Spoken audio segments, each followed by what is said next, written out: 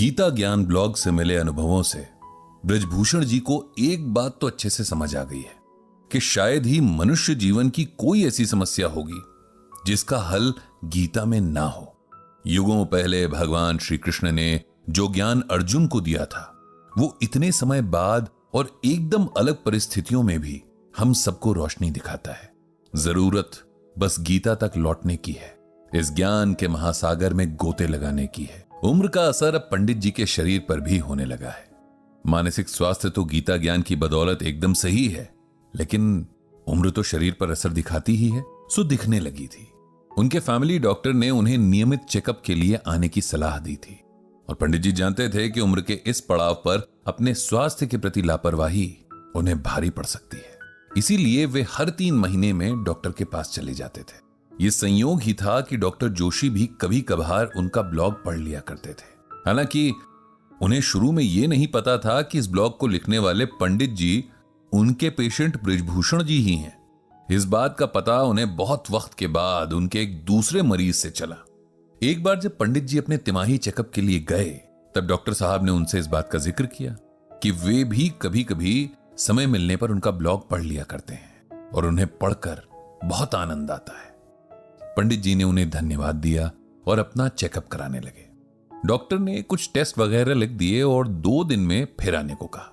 2 दिन बाद जब पंडित जी रिपोर्ट लेकर गए तब उन्हें पता चला कि डॉक्टर साहब के पिताजी की तबीयत अचानक खराब हो जाने से वो आज क्लिनिक नहीं आए हैं। पंडित जी ने भगवान श्री कृष्ण से डॉक्टर साहब के पिता को स्वास्थ्य लाभ देने की प्रार्थना की और घर चले गए। फिर अगले 2 दिनों के बाद जब वो दोबारा क्लिनिक पहुंचे तो इस बार डॉक्टर साहब मिल गए। उन्होंने रिपोर्ट्स देखकर पंडित जी को खान पान में कुछ परहेज बताए और कुछ दवा भी लिख कर दी। पंडित जी ने डॉक्टर साहब से उनके पिता की सेहत का हाल पूछा तो डॉक्टर साहब ने बताया कि उनके पिताजी का ब्लड प्रेशर अचानक से बढ़ गया था, जिसकी वजह से उन्हें चक्कर आया और वे गिर गए। उनकी कमर में काफी चोट आई है और अब वे कुछ समय तक बिस्तर पर ही रहेंगे। पंडित जी ने उनके बेहतर स्वास्थ्य की शुभकामनाएं दी और उठने लगे कि तभी डॉक्टर साहब ने उन्हें आवाज देकर रोक दिया। पंडित जी, क्या आप मेरी एक मदद कर सकते हैं? डॉक्टर साहब ने बड़े विनम्र स्वर में पूछा। बिल्कुल डॉक्टर साहब, अरे आप बताइए तो सही, मेरे लायक क्या सेवा है? कहकर पंडित जी फिर बैठ गए। जैसा कि आप जानते हैं कि मेरे पिताजी का स्वास्थ्य ठीक नहीं रहता है। कुछ साल पहले तक वे बिल्कुल स्वस्थ थे। रिटायरमेंट के बाद भी खुद को काफी व्यस्त रखते थे। अपने सभी काम, साथ ही घर के भी काफी काम खुद से कर लिया करते थे।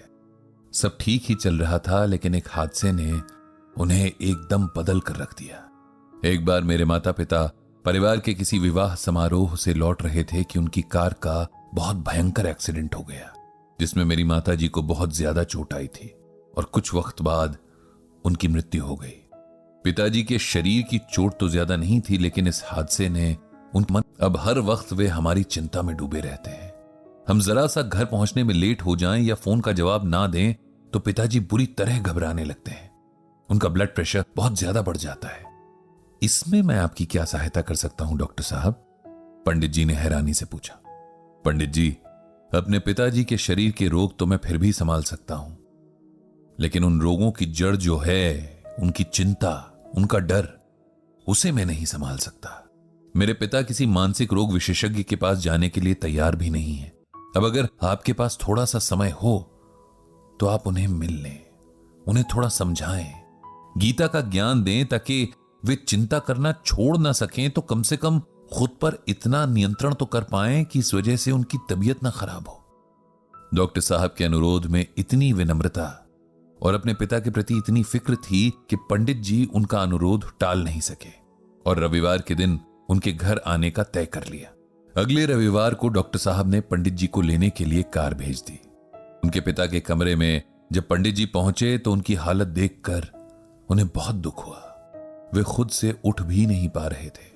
बातों की शुरुआत थोड़ी धीमी थी, लेकिन जिस तरह बच्चे अजनबियों के साथ धीरे धीरे खुलते हैं और फिर बोलना बंद ही नहीं करते, ठीक यही हाल डॉक्टर साहब के पिताजी का भी था। कुछ ही देर में दोनों में ऐसी बातें होने लगीं जैसे बरसों पुराने दोस्त हों। छोटे शहरों में वैसे भी कोई बातचीत शुरू करने के अगले 5 मिनट के अंदर अजनबी नहीं रह जाता, कोई ना कोई पहचान निकल ही आती है। डॉक्टर साहब के पिता ने इस बातचीत के दौरान जाने कितनी बार अपनी पत्नी को याद किया। उनके याद करने के अंदाज से ही लग रहा था कि उन्हें अपनी पत्नी बहुत प्रिय थी और उनके जाने का दुख अभी भी एकदम ताजा है। जिस तरह वो अचानक चली गईं, इस बात ने उन्हें इस हद तक विचलित कर दिया था कि अब हर वक्त अपनों को खोने का एक अजीब सा डर उनके दिलो दिमाग पर हावी हो गया था। उनकी समस्या समय के साथ और गंभीर होती जा रही थी। पंडित जी समझ चुके थे कि इस समय उन्हें किसी के साथ की जरूरत थी, कोई ऐसा जो उन्हें समझे, उनसे बात करे और फिर उन्हें समझाए। इसके लिए पहले उनके मन में विश्वास जगाना पड़ेगा, उनके मन की पीड़ा सुननी पड़ेगी, तब जाकर वे किसी की बात सुनेंगे, वरना उन्हें लगेगा कि उन्हें उपदेश दिया जा रहा है। एक उम्र के बाद हर व्यक्ति को लगता है कि उसे दूसरों से ज्यादा ज्ञान है, इसीलिए किसी की सलाह यदि उपदेश की तरह अचानक से मिले तो वे उस पर ध्यान नहीं देते हैं। चलते हुए पंडित जी ने डॉक्टर साहब को यही बात समझाई और कहा कि अगली 1-2 मुलाकातों के बाद ही वे उनके पिताजी को कुछ समझा पाएंगे। डॉक्टर साहब ने भी इस बात पर उनसे सहमति जाहिर की। अगली 2 मुलाकातों में पंडित जी और डॉक्टर साहब के पिताजी की आपसी समझ और मजबूत हुई। जब पंडित जी को लगा कि अब सही समय है, तब उन्होंने गीता का ये श्लोक डॉक्टर साहब के पिताजी को सुनाया। चिंतया जायते दुखम नान्यथे हेति निश्चयी तया हीनः सुखी शांतः सर्वत्र गलित स्पृहा। भगवान श्री कृष्ण अर्जुन से कहते हैं कि हे अर्जुन, चिंता से ही दुख उत्पन्न होते हैं, किसी अन्य कारण से नहीं। ऐसा निश्चित रूप से जानने वाला चिंता से रहित होकर सुखी, शांत और सभी इच्छाओं से मुक्त हो जाता है। जोशी जी, आपकी पत्नी के साथ जो हुआ वो बेहद दुखद था, लेकिन यह होना नियति में उनके जन्म से ही जुड़ा हुआ था। न कोई इसे रोक सकता था, न बदल सकता था। इसी तरह हम सब के भाग्य में जो लिखा है उसे घटित होकर ही रहना है। हम उसे एक पल के लिए भी आगे पीछे नहीं कर सकते। इसीलिए इस सच को स्वीकार करने में ही भलाई है। चिंता करने से सिर्फ और सिर्फ मन और शरीर को कष्ट पहुंचता है, इसके अलावा कुछ नहीं बदलता। इसीलिए आप चिंता करना छोड़ दें। जीवन में एक हादसा हुआ, इसका अर्थ यह नहीं कि वो दोबारा दोहराया जाएगा। इसीलिए जीवन के कीमती वक्त को चिंता में नष्ट कर देना व्यर्थ है। आप खुद को इस चिंता से मुक्त कीजिए और अपने आप को किसी दूसरे उपयोगी काम में लगा दीजिए।